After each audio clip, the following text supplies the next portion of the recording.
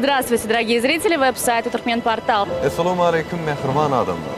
Salam alaykum Turkmenportal veb-saytining hurmatli a'zolari va mehriban tomoshabchilari. Сегодня в выставочном центре торгово-промышленной палаты Туркменистана начала свою работу масштабная многопрофильная выставка, посвященная 16-летию создания Союза промышленников и предпринимателей Туркменистана. Elbette şol sebäplikam yurdumyzyň bir näçe telekeçileri, hususiyetçileri ýa-da hojuluk jemgyýetiniň agdyr işgärleri bugünkü ajaýyp günde Türkmenistanyň Suda Senaat idarasyna geldiler we bu ýerde ähli halkymyza, watanymyza we täze müşterilerine elbette öz önümlerdir haritlaryny sergetip görkezýärler. Elbette bizim hormatly raýatlarymyza, hormatly Turkmenportal web-saytymyzyň tomoshabçylaryna bugünkü owadan sergiden bir owadan pursatlary ýazgy edip hödürlemek maksady bilen bugünkü Türkmenistanyň Suda Senaat idarasyna geldik. Mehriban tomoshabçylar, Turkmenportal web-saytymyzdan daşlaşmak çünki Turkmenportal sizin en itibarly maglumat çeşmeňizdir. Onda näme mehribanlar taýin bolsaňlar ähli pavilyonlara baralyň we olarda näme işler alınıp barlýar, näme täzeçilik bar, hemmesini bilelikde görelim. Elbette şu pursat bilen ähli Türkmen telekeçilerimizi yetip gelen bu owadan bayramlary bilen tüýs ýüregimizden Turkmenportal web-saytymyzyň ismi bilen tüýs ýüregimizden gutlaýar. Bayramyň gutly bolsun.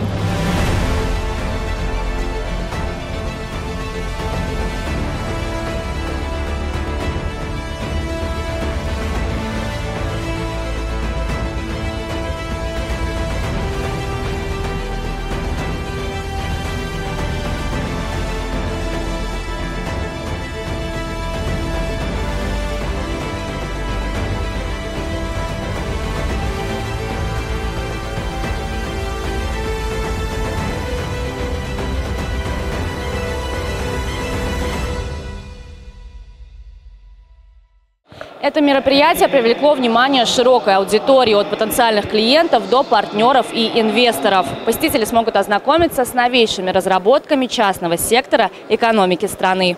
Особый интерес вызывает демонстрация импортозамещающей продукции, товаров, производство которых налажено в Туркменистане и по качеству ничем не уступает зарубежным аналогам.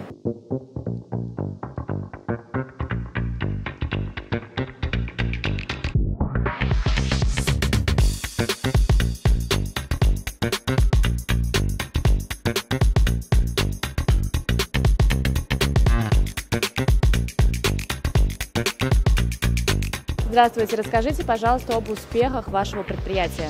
Здравствуйте. Мы производим полипропиленовую продукцию, работаем уже давно. У нас в данный момент производим полипропиленовые мешки и бигбяки, сахарный мешок с выкладышем. Также мы недавно начали с логотипом. Ламинированные мешки тоже производим. Успехи мы уже известны в России, в Казахстане. Уже планируем выходить в Европу, Восточную и Западную Европу. Также очень много клиентов интересуются из Америки тоже. Это полипропиленовые нитки. Мы разная плотность, разные размеры, там от 2,5 ширина до 3,5-4, зависит от плотности ткани. От 48 грамм начинается до 70-80, там зависит от мешка. Там есть 160-140 грамм. Вот такие ткани производим. Вот для этого разные нитки используются. Там.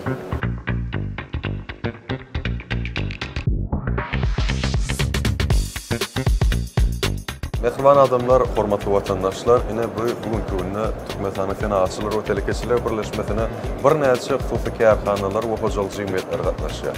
Şolaryň içinde häýälişinde Turkmenportal web-saytymyzda ýerleri görünýän şeýle hem halkymyzyň sevgisini kazanmak başaran bir näçe brendler eýesi bolan ýüpekçi hojalyk jemgyýet gatnaşýar diýilýär. Elbette ol hojalyk jemgyýetiň hünärmeni Suray häzir günde sizinle söhbetdeş bolýar. Suray, özüňiz bilen gysgaça tanışdyňyz. Men ýüpekçi hojalyk jemgyýetiniň işgäri, üçünçülük boýunça hünärmeni Suray Piriyeva. Şu gün Türkmenistanyň senaatçylar we telekeçiler birleşmesiniň geçirýän ýörükde tergipine gatnaşyp otyr. Ýüpekçi hojalyk jemgyýeti barada aýdamyzda biziň dürli görnüşde brendli çykarýan suwlarymyz bar. Bu ýerde näçe brendler bar şu hojalyk jemgyýetinde? Meň bilýänim Volkswagen, Bulvar var. Bizim hocalık cemiyetimizde bir neçe brandlar var. Mesela inha Bulvar var. Bold var. Bold'un iki görünüşü var. Şular neymi tapavdu? Ömrüme düşünmedik biradım şimdi. Neymi tapavdu? Tapavdu tağamında var. Tağamı Black Edition, Light Edition diyecek polarımın karbon iken mi min adı ne? birine karbon iken şunlar karbon. Bunun adırak yönü. Yoqamlılık haysını innesi mesela berki saklayanlara ya tüyücü bilen bir adacık bir kıyınçılıklar bolana haysını hiç mümahmalat veriyor. Karanı mı ağrım? Ağrı. Bol yengilrek geliyor. Bu yengilrek. Bunun adacık şekeri köpürek. Bu yerde bulvarın bir neçe görünüşleri var. Eğer tomuşuşlarımızda yakından yetirmeye makul veliyat. Şu bulvar, yani şu 3 tane qadlandırılan bulvar doğrudan arıqsalandan tuğdular koyaynadır yerine. Şuların bir-birinden tafavut doğrusunu aytlarım. Bu minerallaştırılan, bulan güýçli qadlanlarlan. Güýçli qadlanlar. Bu bolsa limon qarlan. Limonun ekstratı qarlan. Bunu ýa-da düşünüşdik 330 milligram, ha? Bunu çıkardığın nesiyedinden halkın islegi artansan yarım litr çıkardığın olsun. Halkın islegi sebebi bu kiçi olandan bundan doyanaklar. İnni. Bol bilen düşünüşdük, buğdan elbette bilyat, inçemeyler, halk köpçüğünü, yurdumuzun içerikde şarkı bağlarlarını çıkışıyor. Çaylarımız. Bulan o elbette çay, narın suva, başka smarojina var. Şeftali, limon ve tropik meyveler. Tropik meyveler. Men kiçiken bağdı şular yadıma düşüyor. Men kiçiken bağdı, şular tuğulama siz qaytadan çıkart başladınız. Ben qaytadan çıkart başladım. İpek Çocuk Cemiyeti'ne yedigen kolo, yedigen bir neşe şunun yani. Görünüşler var, Sprite görünüşü, Fanta, limonat, kola. Yedigen madı bir Türkmen kola vardı dedik kiçiken. Şolan bir çağılamı. Tağamam şu çağalıqtaq, tağam yutkanal. Qatı. İnni meyve şiirlerine de geçelim. Meyve şiirlerine ene xoşal. Bəzi çağalar üçün. Bu tədə deyil, bulam köptenler var. Çağaların uludan üstləgi olan bizim soğuklarımız. Bizim tədə önümüzde Real Cola'nın. Real Cola. Sizinkiler Real Madrid toparına can koyurluğu için Real Cola. Belki de bizimkiler. Ya hakiki kola demek mi? Real Cola, hakiki kola. Hakiki kola içecek olsanız Real Cola için. Düşünüklü bir yerdeyim. Umuman işinizi üstünlük arzu ediyoruz. Tüyölüm hakikaten elbette bir neyse değişme ehenliğine gitti de bir belirleme laf var nekvarlar. Yüpek Çocuk Cemiyeti hakikaten ömdüğün öyle yurdumuzun içeriki bağlarını kanatlandırmak için çeklen. Ben yurdumuzdaki bir neyse halkara geçirilen sergilerde, pavilyonlarda, hatta suda tatbişlerine de yukarı derecede katmışı. Etatanın bol brendi dünyanın bir neyse mesela men öz bilýärlim Özbegistan'a, Kazakistan'a, Tatarstan, Kırgızistan şol bir neçe respublikalara eksport edilýär. Olam elbette hemmesini begenlerýän dady mehribarlar. Made in Turkmenistan, ýani Türkmenistanyň öňürlen diýen hatyn bolmagy, şu zat siz ähli türkmen halkyny begenlerýär. Tura işinizi üstünlük arzu edýän ähliňizde, ähli toparyňyzda, ähli ýermellerinde işe berilende. Bundan meýlägim Yüpek Çocuk Cemiyetinden täze brendlere garaşýar. Yine bir yerden kutlu olsun bu kaza bayramda. Sağ olun.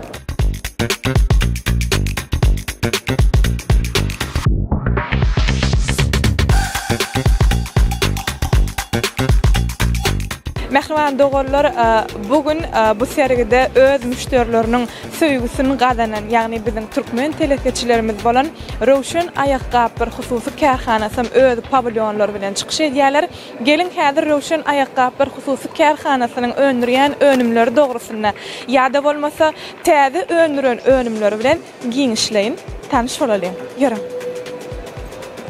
Salam, bayramınız kutlu olsun. Bugünkü owadan sergide sizi öz pavilyonuňyz bilen görmek biz üçin ören ýakymly. Eger mümkin bolsa, mehriban tomoşaçylarymyz bir öz öňürýän önümleriňiz dogrusynda ýa-da bir täze öňüren önümleriňiz bilen iýleşýärmiz, tanyş etseňiz mümkin bolsa. Salam. Bugün biz Türkmenistanyň senatçylar we telekeçiler birleşmesiniň döredilmeginiň 16 ýyllyk münasibetli geçirilen sergisine atnaşýar. Biz göterim derden ibarat bolan Rowşen hususy karhanasynyň öňürýän ayaqqablaryny berk sergi açykardyk. Täze ekskluziw ayaqqablar, sport ayaqqablary denanlar üçin, çağalar üçin, beýle bu doktorda zähmet çekken işgärler üçin döredilen ayaqqablary sergimizde görkezýär. Sağ olun. Inni şu yerde bir ayaqqablaryň arasynda esasy bir elbette tomoşaçylaryň bir has soňrusy men özümiň ünsüm çekdi. Şu goýulan deriler nämäni aňladýar? Şu hakynda da bir gurrunlasaňyz mümkin bolsa. Hatta dogry ellak geçdiňiz. Ayaqqab önümçiligi bilen bir wada deri önümçülüğümizden Rowşenhut karhanamızda dowam etýärdi. Indi ýaňmaşan ýaş telekeçilerimiz bar bolsa, ýani deri önümünden öndürilýän torbalar bolsun, ayakkablar bolsun, şo deri önümine istebilir ýani telekeçilerimiz bar bolsa, arka Rowşenhut karhanamyzda ýetip bilerler. Demek onu siz Rowşenhut karhanasy ayakkablar bilen bir hatarda, ýagny deri önümlerini müşterilere raýatlary hödürleýärler, ha? Çok sağ olun. İşinizde üstünlük, sevdaňyz bol bolsun, müşterileriniz kän bolsun. Çok sağ olun.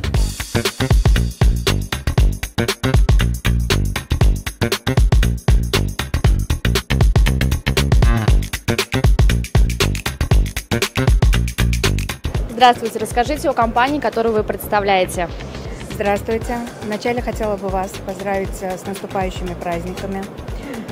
Хозяйственное общество «Сараян» с 2018 года занимается производством спецодежды в различной сфере деятельности. В нашей компании трудятся сотрудники высококвалифицированные, которые даже были награждены медалями за свой труд. Наша компания тщательно подходит к каждому клиенту, так как мы работаем индивидуально. Мы также подходим очень тщательно к требованиям наших клиентов. Наша продукция изготавливается из высококачественных тканей, наше отечественное производство, также импортируем ткани за границы, Турция, Китай, Россия. Также мы подбираем тщательно фурнитуры, то есть чтобы наша продукция соответствовала стандартам Туркменистана. Как вы планируете в дальнейшем расширять свою деятельность? В дальнейшем у нас разработана стратегия на будущее. Мы планируем расширять наши объемы, то есть мы хотим также выходить на мировые рынки. Да, сейчас тщательно работаем над этими нюансами.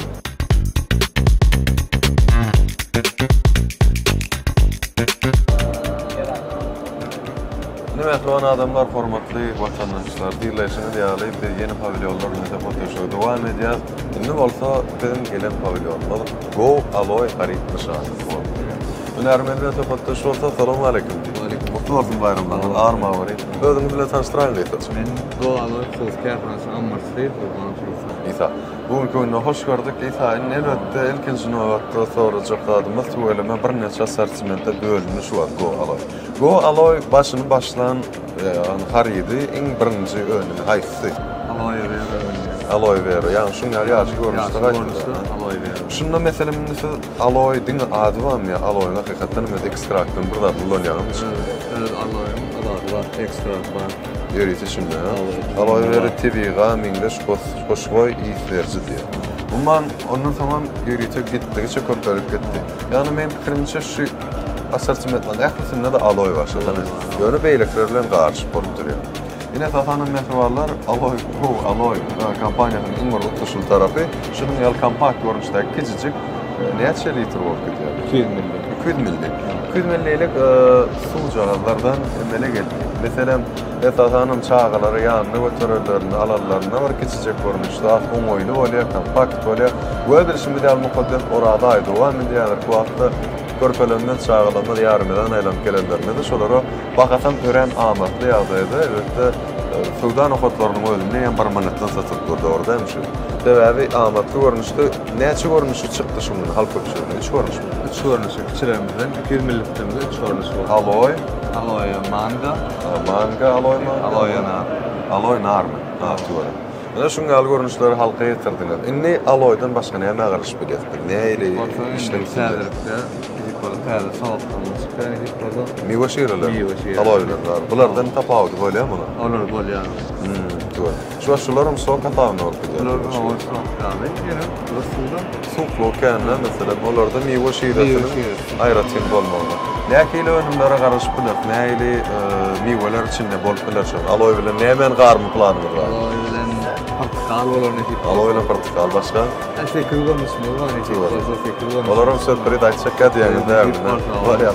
Näde topa mehribarlar ödünip görýär, şaýat bolar. İsa işini de sizler gardy edýär. Men Jadal Çeşme Hojalyk Jemgyýetiniň tut harit nişany alkoholsuz gadynlaryň şirket karhanasynyn hünärmeni mekanizatçy. Häzirki wagtda biziň ýurdumyzda telekeçilere, ayrıntılı üstlerlerine şu önemli orta Türkmenistan'ın senagaçları ve telekeçiler birleşmesinin dördülmünün 16 yıllık münasibetli Türkmenistan'ın Sevda Tenagat İdarası'nda ul seriye geçiriler. Şol seriye hem bizim tut, harit dışarında önümlerimiz hem katlaşar.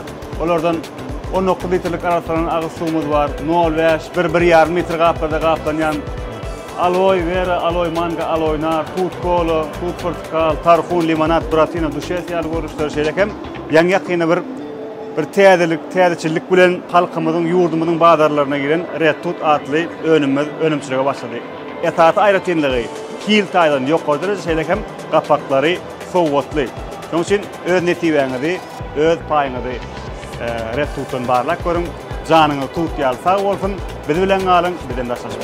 Türkmen telekeçilerimiz, Türkmenistan'ın senagaççılar ve telekeçiler birleşmesinin döredilmeginin 16 yıllık münasibetli bugünkü bayram bilen tüysürüğümüzden gutlayat. Elbette bu bayram bilen bizim Türkmenistan'ın Sevda Senagat İdarası'nda ulu seriye geçirilýär. Elbette Türkmen telekeçilerimizin yeni biri Akbulut Hocalyk Jemgyýeti bu sergide öz pavilyonu bilen çykyş edýär. Gelin mehman tamaşaçylar, ählimiz Akbulut Hocalyk Jemgyýetiniň öňdürýän önümleri dogrusunda giňişligiň tanış bolalım. Salam, bugünkü bayram bilen tüysürüğümizden gutlayat. Eger mümkin bolsa, mehman tamaşaçylarymyz Akbulut Hojalyk Jemgyýetiniň öňdürýän önümleri dogrusunda giňişligiň gurrun berseňiz. Salam, biz hem Akbulut Hojalyk Jemgyýeti bolup sergiýe gatnaşýar. Biziň maksadymyz sergiýe gelýän adamlary öz öňdürýän önümlerimiz bilen tanış etmek. Onda baş üstüne eger mümkin bolsa mihmanlar tanış etmek diýäňiz. Biziň tamaşaçylarymyzdan öz öňdürýän önümlerimiz, müşterilerimize ködürleýän önümlerimiz dogrusunda bir giňişligiň tanış etseňiz. Bu görýän önümlerimiz Akbulut Hojalyk Jemgyýetiniň öňdürýän esasy önümleri asma patologlar bolup durýar. Bu görýän asma patologlarymız metal asma patologlary diýilýär. Bu görýän patologlarymyza ady petek asma patology diýilýär. Biziň asma patologlarymız özüniň berkligi, ýokary hili we amatlylygy bilen tapawutlanýar. Biz önümlerimizi diňe bir öz watandaşlarymyza däli daşary ýurtlara hem biz eksport edip bilýäris. Ýagny onuň sebäbi biziň önümlerimizin hili, ýokarylygy bilen tapawutlanýar. Köp sağ olun, bizim şu pursatda Akbulut Hojalyk Jemgyýetine bir üstünlük arzu edýäs. Müşterilerimiz kän bolsun, sewdaňyz bol bolsun, awraňyz berent bolsun. Sağ olun.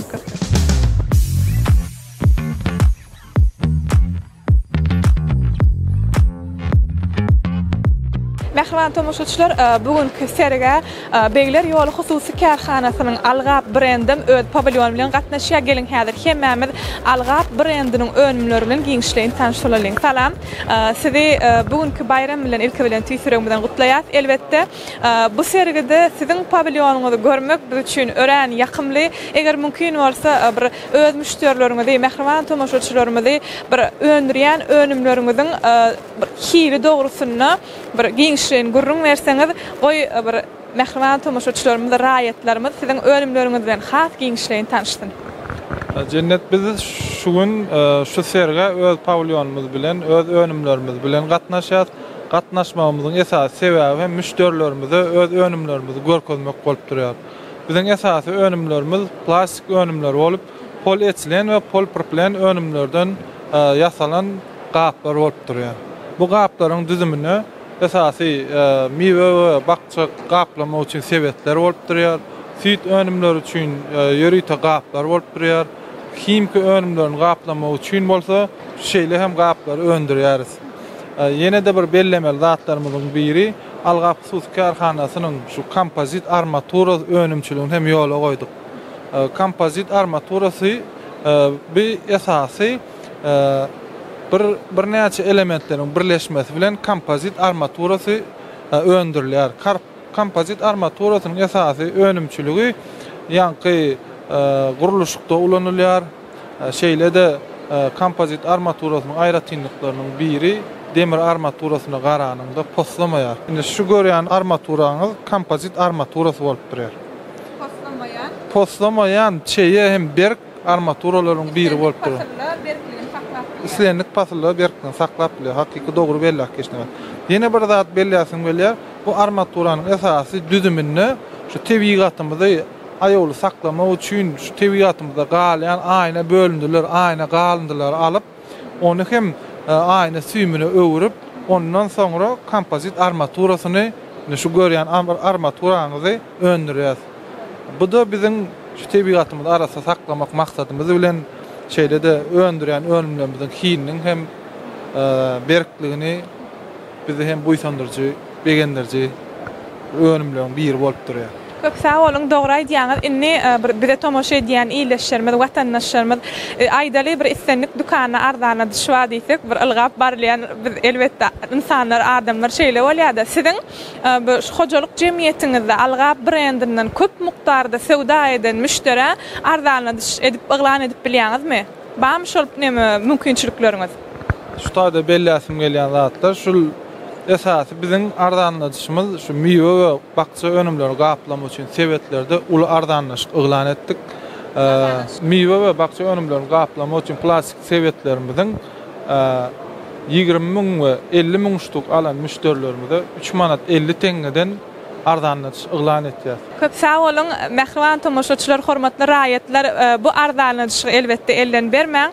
Bu bir diýsen ýeňillik pursady bolup durýar. Elbetde Algap brendiniň öndürýän önümleriniz dogrusyny bize we tomoşaçylarymyza giňişlerini görüň bereniňiz üçin goý alyp barýan işleriňizde biz size üstünlük arzu edýär. Müşterileriniz kän bolsun, sowdaňyz bol bolsun. Sağ olun.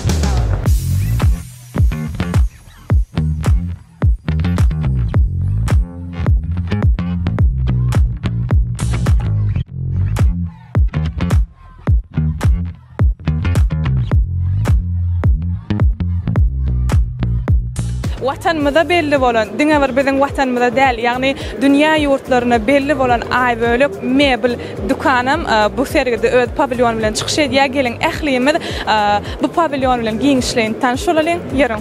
Salam. Bayramyň gutly bolsun. Bugünkü owadan sergide bayram gününi siz bilen diýdarlaşmak üçin ören ýakymly. Eger mümkin bolsa tomoşaçylarymyza bir öz öndürýän önümleriniz dogrusyny bir giňişlerini görüň berýän.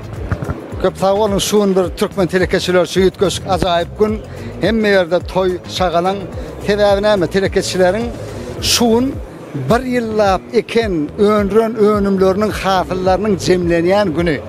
Olam näme? Telekeçi buny has gaty bir ykjam begenip garaşýar. Sebäbi hemme öndüren önümini ödüm şu ýerde sergide gelip görýär. Sebäbi serge has gowy taýinlanýardy. Iň gowy önümlerini müştak getirýär. Onuň näme önümleriniň jemlenýän ýerine de näme sergi diýilýär. Şo ýerden näme netip bolsa birinji gezek biz şu ýyl hastahanalar üçin medisina ulugamy üçin ýürüýte kravatlary görýäňizde her ýyl durly görnüşli ekologik taýdan arasynda sowuk demirden hemme zadyny German hemme zady özüm görüp dursunuz. Birinji gezek täze önümi öndürüp başladyk.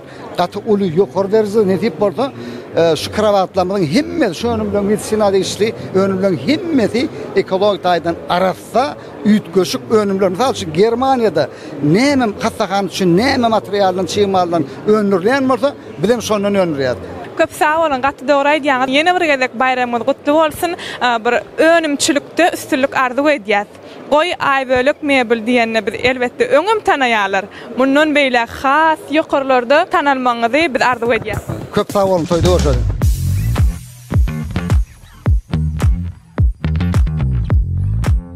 Bu serge paýtagtymyzda raýatlary öz önümleri bilen hyzmat edýän Aşgabat gipermarketden öz pavilyon bilen çykyş edýär. Mehriban tomoşaçylar, geliň Aşgabat gipermarketden öndürýän öz önümleri bilen giňişlerini tanış bolalyň we gipermarketde haýsy önümlere duş gelip bolýar, olar dogrusyny giňişlerini häzir hemmemiz tanış bolýar. Salam. Sizi bugünkü bayram gününi bu owadan sergide görmek biz üçin ören ýakymly ilki bilen bayramyňyz bilen tüýsüregimizden gutlaýas we biz bilýäs Aşgabat gipermarketi öz öndürýän önümleri bilen öz müşterilerine bir has bir depkilli ýagdaýda hyzmat edýärler. Eger mümkin bolsa şu pursatda biziň tomoşaçylarymyzdan şu önümleriniz dogrusyna giňişlerini tanış etseňiz. Köp sağ olun. Şu bayramçylykda menem şu degendeşlerimiz telekeçiler hemmesine bayramlar bilen gutlaýaryn. Şeýlelikde Aşgabat gipermarketindäki öz tebiği öndürýän süýtden alýan önümlerimiziň ekologik taýdan arasalygy we hil ýagdaýdan tagam ýagdaýdan oňatlygy tapawutlygy bolup biler. Bizim önümçiligimiz Aşgabat hipermarketiň özüne yerleşýär. Bizim öz hipermarketimizin özünde öndürilen önümler. Peynirlerin näçe görnüşini öndürüp halka hödürleýäňiz? Peynirlerin 9-10 gowrak görnüşini halka öndürüp hödürleýär. Jemi alanna meske, qaymak we dorog ýaly önümler bilen jemi 13-14 görnüşi önümler öndürýär. Köp sağ olun, işiniz üstünlük arzu edýäs. Goý hipermarketiňizde müşterileriniz kän bolsun, sewdaňyz bol bolsun. Bayramyňyz ýene bir gezek tüýsüreňizi gutlaýar. Sağ olun, köp sağ olun.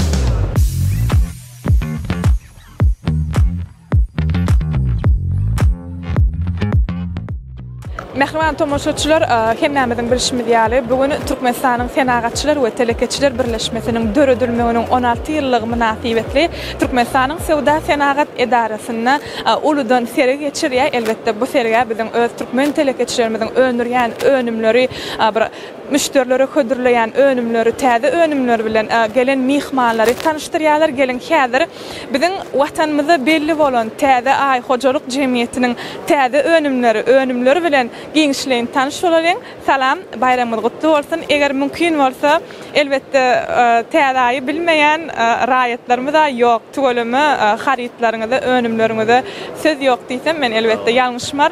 Şu pursatda, şu bayramda bir täze öndüren önümleriniz dogrusyna bir iýleşýärmize ýetirseňiz mümkin bolsa, goý watandaşlarymyz da siziň täze önümleriniz bilen tanış bolsunlar. Sağ olun Cennet, emäde hoş gördük. Assalamu aleykum. Bugün görüşmede ýalak, hormatly gahryman arkadaşly serdarymyzyň saýesinde bugün gün täze hojalyk jemgyýeti gününden ösýär, özgerýär. Maňa da mysal edip bugün biz ýörüýte sergäge geldik. Her ýylam sergide täze önümlerimiz bilen gatnaşýar. Elbetde diňe içki bazarymyzda däl, ýa-ni ýakynlykda biz eksportda da çykyp başladyk. Elbetde bulam hormatly gahryman arkadaşly serdarymyň saýesinde şeýle mümkinçilikler döredýän üçin täze hojalyk jemgyýeti, täze önümleri bilen görüşmüz ýalak şurda kondisiýer önümlerimiziň ençeme görnüşleri. Maňa mysal edip jadygoý, waflemy. Mysal edip ina manalyk görnüşde täze gapda ödem. Elbrus şokoladymyzyň täze görnüşdäki kiçik görnüşimizde galy bersene görüşmüz ýalak şokobella pastamyz 3 görnüşde ödem. Pastalar fundyk. Hawa. Ne görüşmede berdi, standymyzda badyr görnüşlerini görkezip bolýar. We galy berse süýde önümlerimizde de ençeme görnüşli täze hawa. Esasanan peýnirimizde ýene görüşmede ereme peýnirimizde de size görkezeýin. Täze gapda ödem ereme peýnirimiz. Ne?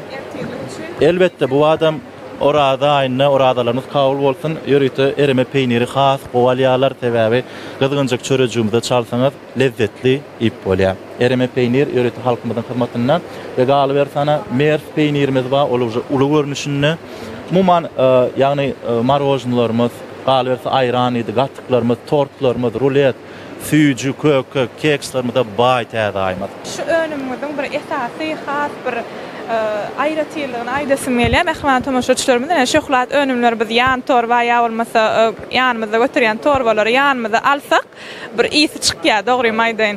Şunu gaplanyňyzda şu zatlarym gözüňizi tutup dur ekeniňiz, ýanyňda, alaňda da hatda daş töweregi ýysy ýaýramaýan eken. Elbetde. Bu zatlar sebäbi diňe ullar üçin däl, eýsem çağı ýaňmyr dünýä iňinde de olaram özüňi iýmäni mümkinçilik döredýär.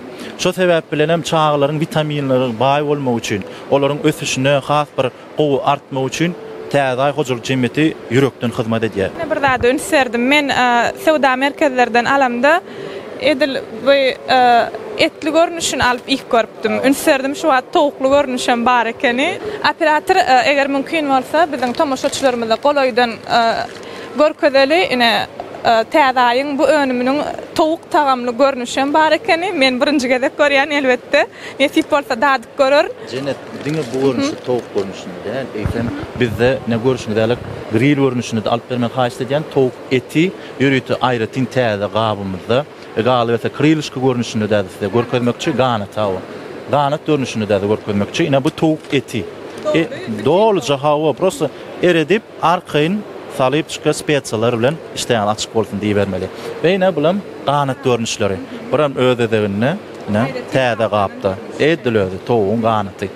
Ne mehmanlar görüşmede ýalak bu şokolat we et önümlerinin täze görnüşli önümlerimiz. Ve galerse jukstats etme üçin biz berdi taýinýar. Muman hawa täze önümlerinin bir näli ýagdaýda, onun tagamı näli, haýsy görnüşler ählisem şörde ba. Olaram ödedegine datýarlarda hoşal bolýarlar we şu önümi dukanyny baryp tapyp satyn aljak bolýarlar. Aman şeylere ve ýende bir zat belläsim gelýär Cennet, biziň şokoladymyz we ýurdumyzyň adyny goýduk. Täze harit nişanly önümlerimiziň ähli görnüşlerinin has tapawut berjek we watanymyzy şu Türkmenistan adyny şu eksporta çykamyzy, has şu şokoladymyz taýynlykly ýagdaýda daşyny içine hemme tarapdan şu halal görnüşini de ýazyp nişanyň ýubileyimiziň ähli zatdan görkezdik we galy berse ýurdumyzyň ähli bir oğdan ýerlerine içine tanyş etjese Türkmenistan ady bilen tanalýan şokoladymyz ýürütü mehriban halkymyzy hödürleýär. Bu şokolad şu gara şokolad bolup gitýär. Arasda şokolad. Yok. Gara şokolad bolup gitýär. Bulam özüne şokoladyň ýüzüni Türkmenistan ýazysy ama ýüzüne awena görkezilýärden berde tädaýa moýduk. Ýurdumyzyň adyny, ýürütü Türkmenistan adyny içki gelýän, ýagny daşar ýurtdan gelýän mihmanlarymyza we galy berse bizem özüňizde eksporta çykamyzda şu Türkmenistan ýurdumyzy baýdygymyzy begeldip watanymyzy tüýsürekden söýýänimizi aňlatjasa, pursatdan peýdalanybam hormatly gahrman arkadağymyzy, arkadağly gahrman serdarymyzy tüýsürekden sawulsyny daýýar, şunlalyk bize mümkinçilik berýän üçin we galy berse mundan beýlägem ululu üstünlüklere, täze önümlerimiz bilen ýurdumyzy begelder inşallah. Köp sağ olun, amin, arzularınız hasıl olsun. Bizim bu ýas elbette bizim Türkmen telekeçilerimiz, Türkmen ýigitlerimizin şeýle bir watan söýüji, zähmet söýür, bir telekeçilerimizin barlygyny biz diýsen bu ýas ýeneki bayramlarda, toýlarda diýdarlaşmak nesip etsin we ýene bir zat belläsim gelýär. Inniki ýubileýiňizde toýda duşalyň, täze önümleriňiz bilen bir müşterilerinizi begenleriň sewdaňyz bol bolsun, müşterileriniz kän bolsun. Köp sağ olun Cennet, Türkmen Portal işgärlerine ulul üstünlükler ýar bolsun. Köp sağ olun.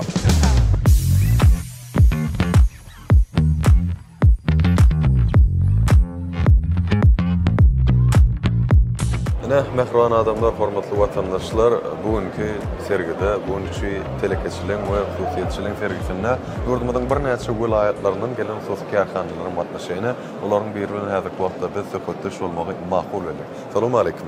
Kim diýip bilenmersiniz? Men Joray Fazar. Ýürüti Gameler Dünyasy karhanasynyň esaslandyrjysy. Toýrama. Ýürüti Gameler diýip adlandyrylýar. Siziň sosy karhanaňyz öz alyp barýan işlerini dogrusyny aýtyp berýär mümkin bolsa? Bizim karhanamız ýurdumyzyň Lebak welaýatynyň Türkmenawa şäherinde ýerleşýär. Bizim karhanamız ýürüti işçi eşikleri öndürýär. Bizim karhanamyzda 250'den köpräk adam hyzmat çekýär. Bizim karhanamız 5 welaýatda da söýlen okutlarymız bardyr. Düşündüm. Demek sizin esasy ýerine ýetiren işiniz ýürüti işçi eşikleri ýa hyzmatçylar eşiklerini şolary dol görnüşde taýin edýär. Ine görüşüm bilen häzirki wagtda aviasiýaň ýürüti stewardessan eşigen berdi. Bareken aşpeýiň eşigen berdi, balukmançylyk geyimlerim, başga nähili görnüşler hem erkekleri hem zenarlaryň ýetlerini geyimler sizde taýin bolýar, dogrymy? Ama biz sargıtlara seredip näme öňüm bolsa öndürüp berýändir. Bizim karhanamyzyň öňçülük kuwaty ýylda 200 000 tane öndürüp berýär. 200 000 tane. Diýdiňiz ýurdumyň 5 welaýatynda da nokatlanmaz bar diýdiňiz eksport mümkinçilikleri näke? Eksport şu wagt biz Kazakistan we Russiýa ýurduna eksporta başladyk. Toýry. Oňalsyn işiňizde has mundan beýle bolu üstünlükleri, has örmänmegini arzu edýär. Häzir elbetde bizim tomoşaçylymyz seýleýänler her eşiklerin ýerine ýetirilişdaýdyň bir aýratýydygyny, şolar dogrusyna da ýakyndan söhbetleşige daýlyň materiallar bolsa, esasan haýsy materiallarla işleşýär? Biz ýurdumyzdan öndürilen materiallar bilen işleýäs. Käbir materiallary Türkiýe döwletinden getirýär. Bu materiallaryň aýratyldygy ýuwanda papasy çalıp gidýär we hiç bir özüniň formasyny ýitirmeýär. Ve işlende ýeňil endama mulayim ýakymly bolýar. Atwa. Ýa-da şeýle ýaly bir näçe hormat hatlaryna we silaglara münasip bolsaňyz, bundan meýlegim işiňiziň hasda giňemegini, bu üstünlüklere ýetmegi size tüýsürekden arzu edýär. Başga öz belläjek zadyňyz barmy? Karhananyň barasynda. ya gelecekde koyan maksatlarını doğrusunu aytıp berseňiz. Bizim kerhanamız müňden gowrak önümün görnüşini öndürýär. Şumat indiki ýyla nesip bolsa eksport 2 ýurt dälden 5 ýurda çykarmagy maksat edilýär we 2000 sany önümün görnüşini köpeltmeni arzu edilýär. Asortiment 2000 sany görnüş bolýar. 2000 sany öndürmeni maksat edilýär. Arada öz Ýurop güýçlüğiniz bar bolsa başdan üç pursatda beýan etip bilersiňiz. Şu pursatdan peýdalanyp men gahrman arkadağımıza, arkadağı gahrman serdarymyza köp sag bolsun aýdasym gelýär. Olaryň goý jan sag, bilet başı dik bolsun. Eden işlerinde rova çalsın. Köp sağ olun da işlerinizde uğruna olmagyny, onda mele meselekleri etmek istekden arzu edýär. Toýly günlerde görüşelim we köp sağ olun.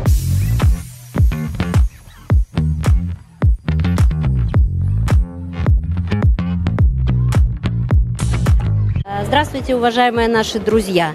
Именно друзья, иначе я не могу сказать. Потому что я, допустим, здесь уже в 3-й раз я представляю Белорусскую торгово-промышленную палату, Минское отделение. И сегодня со мной 11 представителей различных предприятий Республики Беларусь. Мы приехали сюда по приглашению Союза промышленников и предпринимателей Туркменистана. Спасибо большое, спасибо руководству Союза, спасибо большое руководству и президенту страны, что предоставил нам такую возможность посетить еще раз вашу прекрасную страну, прекрасную выставку. Мы просто поражены. Поражены представленной здесь продукцией, представленной красотой. Вот сейчас я нахожусь на стенде, да, это ручная работа. Здесь вложена вся душа женская в эти прекрасные изделия. И это все говорит само за собой, за себя. И у нас есть чему у вас поучиться. Потому что ткать ковры и так прекрасно шить наша молодежь даже и разучилась со временем. Нам надо заново этому учиться. А учиться у ваших женщин есть очень-очень чему. Приехали мы с разной продукцией, с разными желаниями. Желания одни заключить какие-то интересные контакты, чтобы они потом переросли в контракты. Это ведь наша цель – развивать торгово-экономические отношения между Туркменистаном и Республикой Беларусь. Надеюсь, что мы здесь не последний раз, и сегодняшние наши новые вот эти контакты, которые завяжутся между предприятиями, а это мы предлагаем и древесину, и канцелярскую продукцию, и дорожную строительную технику, и колбасные изделия. Мы ищем партнера, и нам нужны полипропиленовая ткань, и нити. Что-то мы поставляем, и что-то мы будем брать у вас. Это и есть развитие торгово-экономических отношений. Мы к этому способствуем. Торгово-промышленная палата Туркменистана, торгово-промышленная палата Беларуси, Союз промышленников-предпринимателей. Собственно, это и есть наша задача. Mehriban tomoşaçylar, hemmemize ma'lum bolşýar, biziň türkmeniň toy bayramyny elbetde biziň ýaşullarymyz bedeýär. Bugünkü bayramda da biziň telekeçi enemiz, ýagny Towy we Aknabat ene de gatnaşýar. Aknabat ene biz bilýäs, siz elbetde bu bayramçylygy her bir geçirýän bayramçylykda özüňiziň işleriňiz bilen bedeýäňiz, bayramlarymyzy ýetip gelen bayramymyz bilen tüýsüreňizden gutlaýas. Indi goý ýaş nesillerimiz, biziň tomoşaçylarymyz bir siziň edýän işleriňiz dogrusynda has bir giňişleýin tanış bolmaklary üçin bir alp barýan işleriňiz dogrusynda bir gurrun berseňiz mümkin bolsa. Köp sag bolun, bayramyňyz gutly bolsun. Menem şu 70 yaşdan aňyrak geçdim. Şu ýaşyma çenni Hudaýa şükür. Gatken ýyllardan bäri telekeçi bolup işläp ýörün. Her ýylla şu ýalaky tergilere gatnaşyp ýörün. Men düýäň ýoňy, neme düýe malym, dünýe malym diýipdirler. Şu düýäň ýoňundan men egirip, arasalap, egirip, dokap, düýäň ýoňundan agar çäkmenleri dokuyan. Ana şu agar çäkmen bilenem men 30 ýyldan bäri işläp ýörün. Şu işimde müdama üstünlük alýan watana söýgü medali bilen tiýlaglannym. Ondan soň Türkmenistanyň halk ustasy adyny aldym. Men şu öz etýän işlemi şu gelýän ýaşlara öwretmeli, men öwretmeli borjum bolup durup, kän gyýjagalara öwretip şu wagtam barna şu işlemi urukturup, işimi dowam etdirip gelýän Sağ olun Aknava dene Alparyany işinizi üstünlük ýar bolsun. Goý şeýle geçirilýän biziň ýurdumyzda geçirilýän toý bayramlar hemişe berip durun. Bir öwredýän şagirdleriňiz has şagird halipadan öldürmese kär ýeter diýe. Siziň bir isleýän şagirdleriňiz bolup ýetişdirler. Elbetde toýlarda görüşeliň, bayramlarda görüşeliň, bayraklaryňyz, şah serpaýlaryňyň höwri köp bolsun Aknava. Sağ ol gyýdym, sağ olun köp.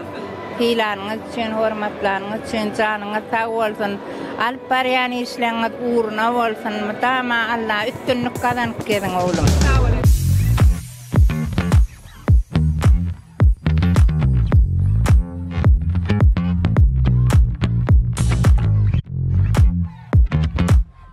Mehriban tomoşaçylar, bugün Türkmenistanyň Fenagatçylar we Telekeçiler Birleşmesiniň döredilmeginiň 16 ýyllyk münasibetli Türkmenistanyň Sewda Fenagat Edarasyna bir bayram sergisi geçirýär. Elbetde bu sergäde biz hemmämiz bilýäris, Türkmen telekeçilerimiz öz pavilyonlary bilen çykyş edýärler.